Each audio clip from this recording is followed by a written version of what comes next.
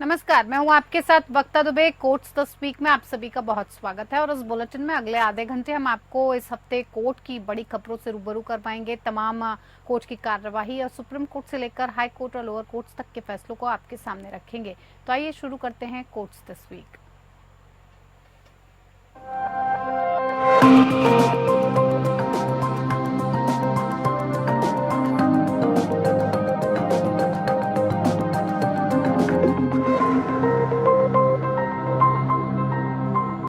झारखंड के पूर्व मुख्यमंत्री हेमंत सोरेन की ईडी की गिरफ्तारी को चुनौती देने और चुनाव में प्रचार के लिए अंतरिम जमानत की मांग करने वाली याचिका पर सुनवाई से इनकार किया।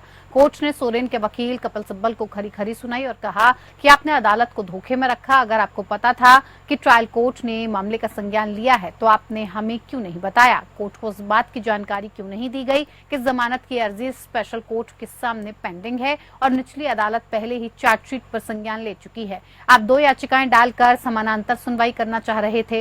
इस पर सिब्बल ने अपनी गलती को मान लिया।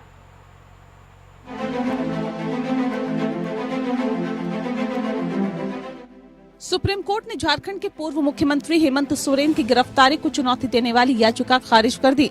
जस्टिस दीपांकर दत्ता और जस्टिस सतीश चंद्र शर्मा की अवकाश पीठ ने मामले पर विचार करने में अनिच्छा व्यक्त की, जिसके बाद याचिकाकर्ता ने याचिका वापस लेने का फैसला किया। खंडपीठ ने सुनवाई के दौरान मौखिक रूप से कहा कि याचिकाकर्ता ने ईडी द्वारा दायर शिकायत पर विशेष अदालत द्वारा संज्ञान लेने से संबंधित तथ्यों का खुलासा नहीं किया। न्यायमूर्ति दीपांकर दत्ता और न्यायमूर्ति सतीश चंद्र शर्मा के अवकाश पीठ ने ये स्पष्ट कर दिया कि वे सोरेन की याचिका पर विचार करने के इच्छुक नहीं हैं, क्योंकि उन्होंने 2 अलग अलग याचिकाएं दायर करके समानांतर उपाय बनाए हैं, जिनमें से एक में सोरेन की गिरफ्तारी को चुनौती दी गई है और दूसरे में जमानत की मांग की गई है। लेकिन ये खुलासा करने में असफल रहे कि ट्रायल कोर्ट ने अपराध का संज्ञान लिया था। अदालत ने सोरेन की ओर से पेश वरिष्ठ वकील कपिल सिब्बल से पूछा कि हमें बताएं कि इसका उल्लेख कहीं भी क्यों नहीं किया गया कि संज्ञान लिया गया है, संज्ञान का खुलासा क्यों नहीं किया गया। अदालत के कहने के बाद कि वह अन्यथा मामले को खारिज कर देगा, सिब्बल ने अंततः याचिका वापस देने का फैसला किया। गौर करने वाली बात यह है कि मंगलवार को सुनवाई के दौरान खंडपीठ ने सीनियर एडवोकेट कपिल सिब्बल को इस प्रस्ताव पर संतुष्ट करने के लिए कहा कि ट्रायल कोर्ट द्वारा ईडी की शिकायत पर संज्ञान लेने के बावजूद गिरफ्तारी की वैधता की जांच अदालत द्वारा की जा सकती है। सोरेन की ओर से दायर नियमित जमानत याचिका को खारिज कर दिया। खंडपीठ ने सिब्बल से पूछा कि याचिकाकर्ता को विशेष अदालत द्वारा संज्ञान लेने के बारे में कब जानकारी मिली। सिब्बल ने जवाब दिया कि संज्ञान आदेश 4 अप्रैल 2024 को पारित किया गया, जब सोरेन हिरासत में थे। खंडपीठ ने कहा कि 15 अप्रैल को उन्होंने जमानत याचिका दायर की। सिब्बल ने स्पष्ट किया कि जमानत याचिका रिट याचिका में उनकी दलीलों पर प्रतिकूल प्रभाव डाले बिना है। जस्टिस दत्ता ने कहा कि आप समानांतर कार्रवाई चला रहे थे। जस्टिस दत्ता ने कहा कि जमानत की अस्वीकृति और संज्ञान लेने से संबंधित तथ्यों का खुलासा करने में याचिकाकर्ता से अधिक स्पष्टवादिता की उम्मीद की गई थी। न्यायाधीश ने कहा कि आपका आचरण वांछित होने के लिए बहुत कुछ छोड़ देता है। सिब्बल ने जवाब दिया कि मैं इसे अपनी गलती मानता हूँ, मुवक्किल की नहीं। मुवक्किल जेल में है। हमारा इरादा कभी भी अदालत को गुमराह करने का नहीं था। उन्होंने बताया कि याचिका गिरफ्तारी की वैधता को चुनौती दे रही थी और जमानत याचिका नहीं थी, इसीलिए दोनों उपाय अलग अलग हैं। गौरतलब है कि हाईकोर्ट द्वारा फैसला सुनाने में की जा रही देरी से व्यथित होकर सोरेन ने भी पहले याचिका दायर की थी। उक्त याचिका को 10 मई को निरर्थक मानते हुए याचिका खारिज कर दी गई, क्योंकि हाईकोर्ट का फैसला 3 मई को आया था। Bureau report, APN।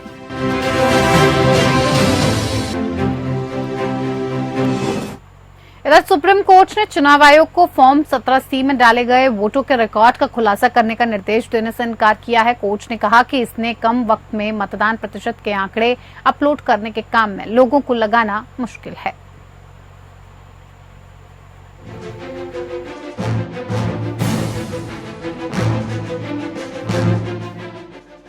Supreme court ने निर्वाचन आयोग को लोकसभा चुनाव के दौरान मतदान प्रतिशत के आंकड़े उसकी वेबसाइट पर अपलोड करने के संबंध में कोई निर्देश देने से मना कर दिया है। चुनाव खत्म होने के बाद 48 घंटे के भीतर वोटिंग का डेटा सार्वजनिक किए जाने की मांग के मामले में सुनवाई हुई। जस्टिस दीपांकर दत्ता की अध्यक्षता वाली बेंच में एडीआर और महुआ मोइत्रा की तरफ से दाखिल की गई इस याचिका का चुनाव आयोग ने विरोध करते हुए कहा कि याचिकाकर्ताओं पर भारी जुर्माना लगाया जाए। चुनाव आयोग की ओर से वरिष्ठ वकील मनिंदर सिंह ने कहा, ये कानून की प्रक्रिया के दुरुपयोग का केस है। एक तरफ चुनाव चल रहे हैं और दूसरी तरफ इस तरह की अर्जी बार बार दाखिल कर रहे हैं। चुनाव आयोग की तरफ से मनिंदर सिंह ने कहा कि लोकसभा चुनाव के दौरान लगातार आयोग को बदनाम करने का प्रयास किया जा रहा है। उन्होंने कहा कि इस तरह का रवैया हमेशा चुनाव की शुचिता पर सवालिया निशान लगाकर जनहित को नुकसान पहुंचा रहा है। मनिंदर सिंह ने कहा कि महज आशंकाओं के आधार पर फर्जी आरोप लगाए जा रहे हैं, जबकि सुप्रीम कोर्ट ने हाल ही में दिए अपने फैसले में तमाम पहलू स्पष्ट कर दिए थे।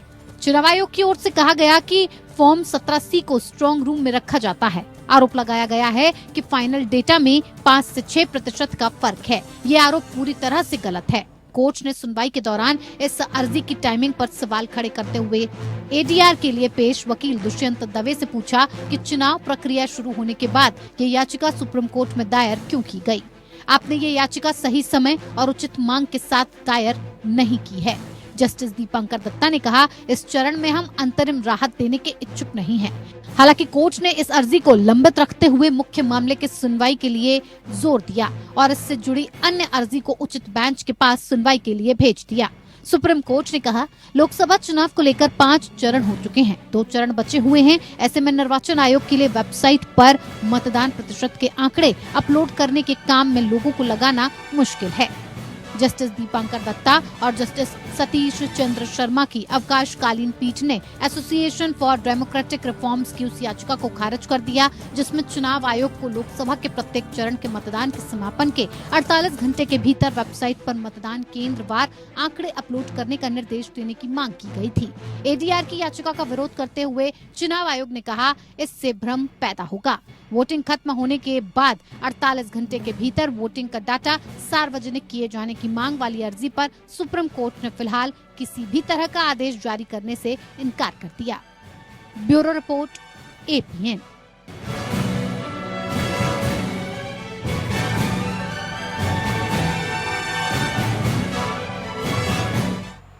इधर महिला पहलवानों से यौन शोषण के मामले में आरोप तय होने के बाद बीजेपी नेता ब्रजभूषण सिंह पहली बार राज रेवेन्यू कोर्ट में पेश हुए। राज रेवेन्यू कोर्ट ने ब्रजभूषण के खिलाफ धारा 354 किसी महिला की गरिमा को ठेस पहुंचाने के इरादे से उस पर हमला या आपराधिक बल, 354A यौन उत्पीड़न और धारा 506 आपराधिक धमकी के तहत आरोप तय किया है, जिस पर सुनवाई के लिए वो कोर्ट पहुंचे। ब्रजभूषण सिंह को कोर्ट में आने को कहा गया और उसके बाद कोर्ट ने इस मामले में उनके खिलाफ तय किए गए आरोपों को पढ़कर जानकारी दी और पूछा कि आप अपने ऊपर लगाए गए आरोपों को स्वीकार करते हैं। इसके जवाब में ब्रजभूषण ने कोर्ट से कहा, कोई सवाल नहीं है, जब गलती की नहीं तो माने क्यों।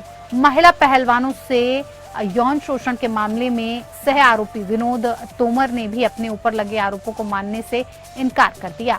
वो भी अपने ऊपर लगे आरोप में ट्रायल का सामना करेंगे। विनोद तोमर ने कहा, हमारे पास पुख्ता सबूत हैं। अगर दिल्ली पुलिस ठीक ढंग से जांच करती तो सच सामने आ जाता। हमने कभी किसी को घर पर न बुलाया, न डांटा, न धमकाया। ये सब झूठा आरोप है।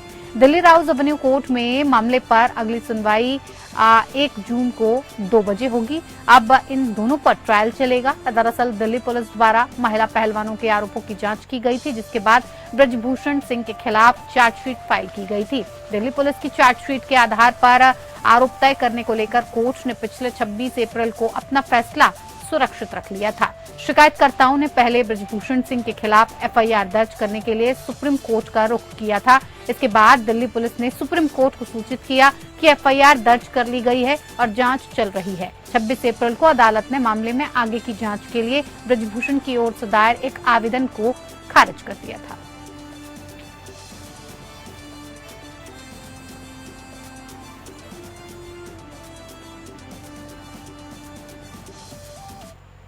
दिल्ली के मुख्यमंत्री अरविंद केजरीवाल के घर आपकी राज्यसभा सांसद स्वाति मालीवाल के साथ कथित मारपीट के मामले में आरोपी विभव कुमार को लेकर दिल्ली पुलिस 30 हजारी कोर्ट पहुंची।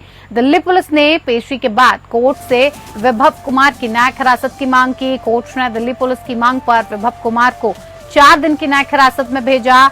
अब विभव को 28 मई को पेश किया जाएगा। हालांकि दिल्ली पुलिस ने पेशी के बाद कोर्ट से 4 दिनों की न्यायिक हिरासत की मांग करते हुए कहा, अधिकतम 14 दिन की न्यायिक हिरासत होती है, लेकिन हम केवल 4 दिन की न्यायिक हिरासत की ही मांग कर रहे हैं। हालांकि दिल्ली पुलिस ने पेशी के बाद कोर्ट से 4 दिनों की न्यायिक हिरासत की मांग करते हुए कहा कि अधिकतम 14 दिन की न्यायिक हिरासत होती है, लेकिन हम केवल 4 दिन की न्यायिक हिरासत की मांग कर रहे हैं। वहीं विभव के वकील ने किसी भी तरह की रिमांड का विरोध किया और कहा कि 14 दिन की रिमांड क्यों नहीं मांगी। अब विभव के वकील ने यह भी कहा, न्यायिक हिरासत या पुलिस हिरासत दोनों ही आरोपी की स्वतंत्रता को प्रभावित करते हैं। किसी भी चीज की मांग उचित होनी चाहिए। पुलिस के वकील ने कहा, यह जांच एजेंसी के ऊपर है कि वो कितने दिन की रिमांड मांगेंगे। दिल्ली पुलिस ने कोर्ट को बताया कि अदालत के निर्देशों के अनुसार हमने परिवार के सदस्यों और वकीलों को विभव से मिलने की अनुमति दी थी। दूसरी तरफ विभव के वकील ने अर्जी दाखिल कर सीसीटीवी फुटेज और डीवीआर को संरक्षित करने की मांग करते हुए दिल्ली पुलिस डीवीआर लेकर गई है। बाद में वो कह सकते हैं कि वो खाली हैं, इसीलिए सीसीटीवी और डीवीआर को संरक्षित कर कोर्ट में तत्काल पेश किया गया। इस याचिका पर दिल्ली पुलिस ने विभव की ओर से दाखिल याचिका का विरोध करते हुए याचिका को खारिज करने की मांग करते हुए कहा, अभी ट्रायल का सेट्स नहीं है, ऐसे में इस तरह की मांग नहीं की जा सकती है।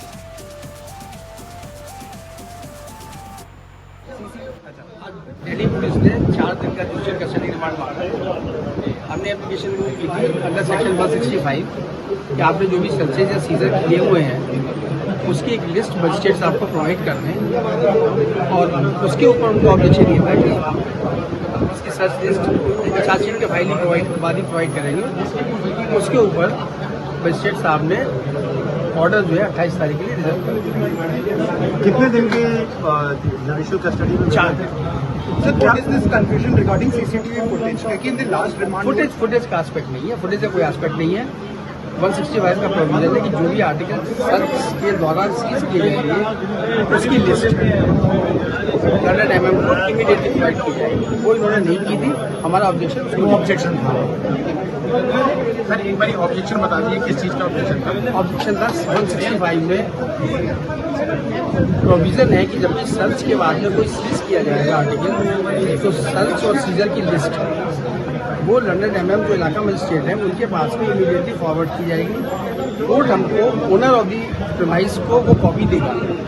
तो हमने एप्लीकेशन लगाई थी कि जो भी इन्होंने सीज किया है उसकी सर्च लिस्ट अभी तक आपको प्रोवाइड नहीं की है, तो वो 28 तारीख को उस एप्लीकेशन पे ऑर्डर के लिए रखा है। एक और था कि वो खाली ब्लैंक पेन ड्राइव था।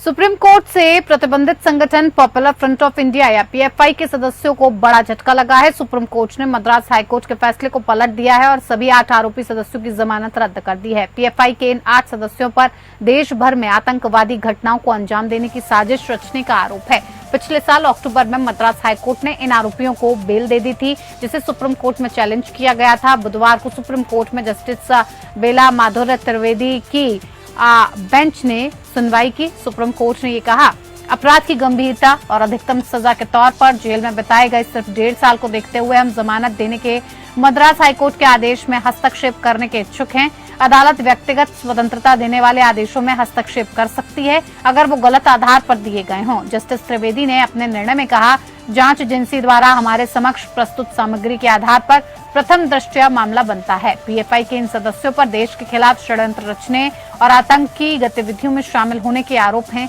जमानत पर इनकी रिहाई रद्द करते हुए सुप्रीम कोर्ट ने ये कहा, अपराध की गंभीरता को ध्यान में रखते हुए अधिकतम सजा दी गई है, जबकि उन्होंने सिर्फ 1.5 साल कारावास में बिताए हैं। इस कारण हम हाईकोर्ट के जमानत पर रिहाई के फैसले में दखल दे रहे हैं। कोर्ट ने इस तर्क को स्वीकार करने से इनकार कर दिया कि व्यक्तिगत स्वतंत्रता सर्वोच्च है। सुप्रीम कोर्ट ने इस मामले में ट्रायल में तेजी लाए जाने का भी निर्देश दिया है। इसके साथ ही ये भी कहा है कि इस जमानत का असर केस की मेरिट पर नहीं पड़ेगा। 8 आरोपियों में वरकतुल्ला, इदरीस मोहम्मद, अबू ताहिर, खालिद मोहम्मद, सैयद इशाक, खाजा मुहिदीन, यासर अराफात और फयाज अहमद का नाम शामिल है। सभी को केरल, तमिलनाडु और उत्तर प्रदेश समेत देश के विभिन्न हिस्सों में आतंकी गतिविधियों को अंजाम देने के लिए भारत और विदेशों में धन इकट्ठा करने के आरोप में गिरफ्तार किया गया था।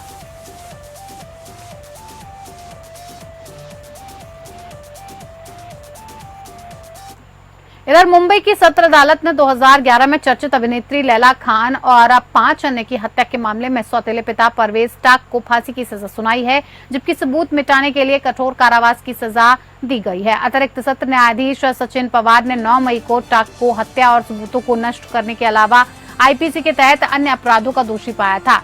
इस पर फैसला शुक्रवार को सुनाया गया कि दोषी को क्या सजा दी जाएगी। अभिनेत्री लैला, उनकी मां और उनके 4 भाई बहनों की साल 2011 के फरवरी में महाराष्ट्र के नासिक जिले के इगतपुरी में हत्या कर दी गई थी। परवेज टाक लैला की मां सेलेना का तीसरा पति था। लैला, उनकी मां और उनके 4 भाई बहनों की फरवरी 2011 में महाराष्ट्र के नासिका जिले में उनके बंगले में हत्या कर दी गई थी। परवेज टाक लैला की मां सेलेना का तीसरा पति था।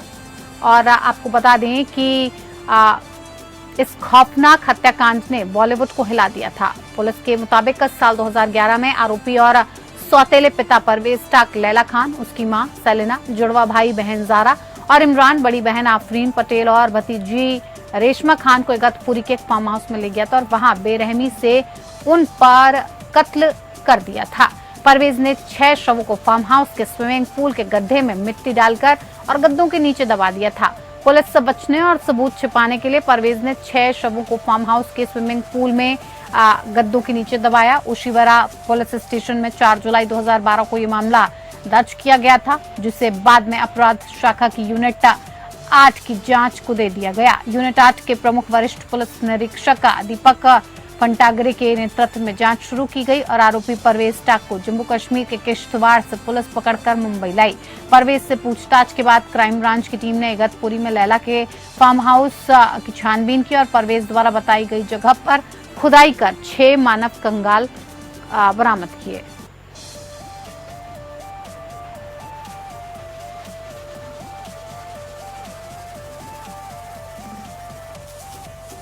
राजस्थान में सब इंस्पेक्टर भर्ती पेपर लीक परीक्षा मामले में सुप्रीम कोर्ट में सुनवाई हुई और इस दौरान पैसे देकर प्रश्न पत्र लेने वाले आरोपियों को सुप्रीम कोर्ट से राहत नहीं मिली है। जस्टिस पीएस नरसिम्हा की अध्यक्षता वाली बेंच ने मामले में आरोपियों की गिरफ्तारी को अवैध बताते हुए उन्हें रिहा करने की मांग वाली याचिका पर सुनवाई से इनकार करते हुए पूछा कि याचिकाकर्ता सीधे सुप्रीम कोर्ट क्यों आए हैं। साथ ही कोर्ट ने आरोपियों को राजस्थान हाईकोर्ट जाने को कहा। दरअसल इस मामले में आरोपी सुरेंद्र कुमार, नरेश कुमार और श्रीमती राजेश्वरी ने अपनी रिहाई के लिए अनुच्छेद 32 के तहत सुप्रीम कोर्ट में याचिका दायर की थी। वहीं दूसरी तरफ इस मामले में अन्य आरोपी सुभाष बिश्नोई, अभिषेक बिश्नोई, राकेश और मनीष बेनीवाल समेत 2 अन्य आरोपियों की हाईकोर्ट के आदेश को चुनौती देने वाली याचिका पर भी फिलहाल किसी भी प्रकार का आदेश जारी करने से इनकार किया गया। हालांकि कोर्ट ने आरोपियों की याचिका पर राजस्थान सरकार को नोटिस जारी कर दिया। दरअसल सुभाष बिश्नोई, अभिषेक बिश्नोई, राकेश और मनीष बेनीवाल ने 8 मई को राजस्थान हाईकोर्ट के उस आदेश को चुनौती दी है जिसमें मामले के परीक्षण के लिए निचली अदालत को वापस भेज दिया था, जिससे अवैध गिरफ्तारी के आरोपों की समीक्षा की जा सके, क्योंकि राजस्थान के डीजीपी से एक तथ्य खोजी रिपोर्ट की मांग की गई है जो अभी भी लंबित है। फिलहाल कोर्ट 15 जुलाई को मामले पर अगली सुनवाई करेगा। 11 ट्रेनी एसआई और 1 कांस्टेबल समेत 12 आरोपियों ने एक बार फिर सुप्रीम कोर्ट का दरवाजा खटखटाया है। राजस्थान हाईकोर्ट से राहत नहीं मिलने पर इन आरोपियों ने सुप्रीम कोर्ट में याचिका दायर की है। याचिकाकर्ता सुरेंद्र कुमार, नरेश कुमार, राजेश्वरी समेत 12 आरोपियों ने अनुच्छेद 32 के तहत शीर्ष अदालत में याचिका दायर की है।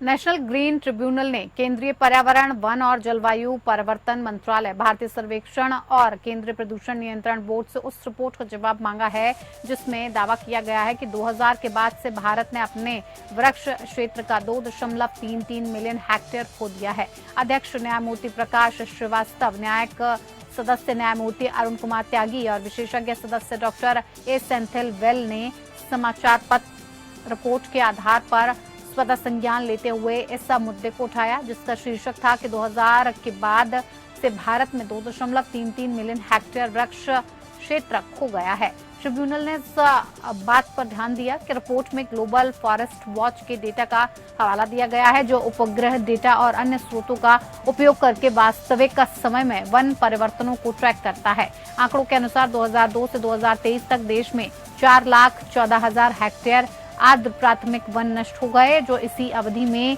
कुल वृक्ष आवरण हानि का 18% है। समाचार रिपोर्ट में आगे ये कहा गया है कि 2001 और 2022 के बीच भारत में जंगलों ने सालाना 51 मिलियन टन CO2 के बराबर उत्सर्जन किया, लेकिन 141 मिलियन टन हटा दिया, जिसके परिणाम स्वरूप प्रतिवर्ष 89 मिलियन टन का शुद्ध कार्बन सिंक हुआ। इस अवधि के दौरान कुल मिलाकर 1.12 गीगाटन कार्बन डाइऑक्साइड यानी कि CO2 समकक्ष उत्सर्जित हुआ। इसमें यह भी बताया गया कि जंगल कार्बन सिंक और स्रोत के रूप में कार्य करते हैं। खड़े होने या दोबारा उगने पर कार्बन डाइऑक्साइड को अवशोषित करते हैं और साफ होने या नष्ट होने पर इसे उत्सर्जित करते हैं, जिससे जलवायु परिवर्तन में तेजी आती है। वृक्ष आवरण हानि में मानव जनित और प्राकृतिक घटनाएं जैसे कटाई, आग और तूफान दोनों शामिल हैं। 2013 से 2023 तक भारत में वृक्ष आवरण की हानि का 95% प्राकृतिक वनों में हुआ। इसीलिए इसने मंत्रालय, SOI और CPCB को नोटिस जारी किया और मामले को 28 अगस्त को आगे की सुनवाई के लिए सूचीबद्ध किया।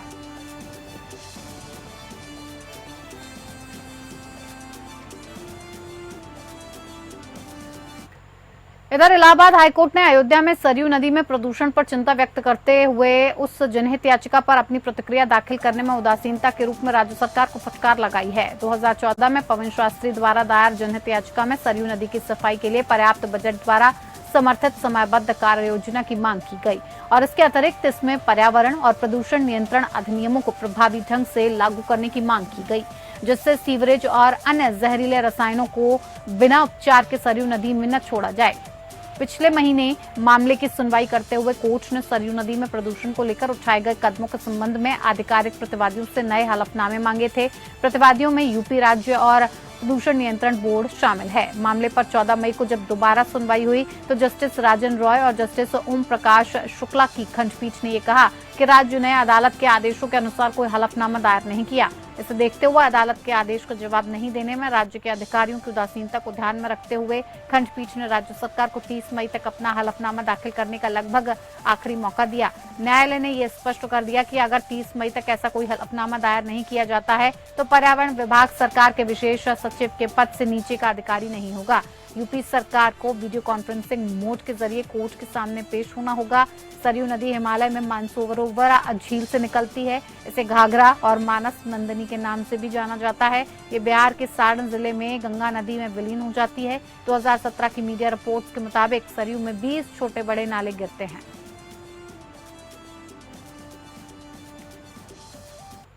तो चलिए कोर्ट्स दिस वीक में मेरे साथ इतना ही। नमस्कार।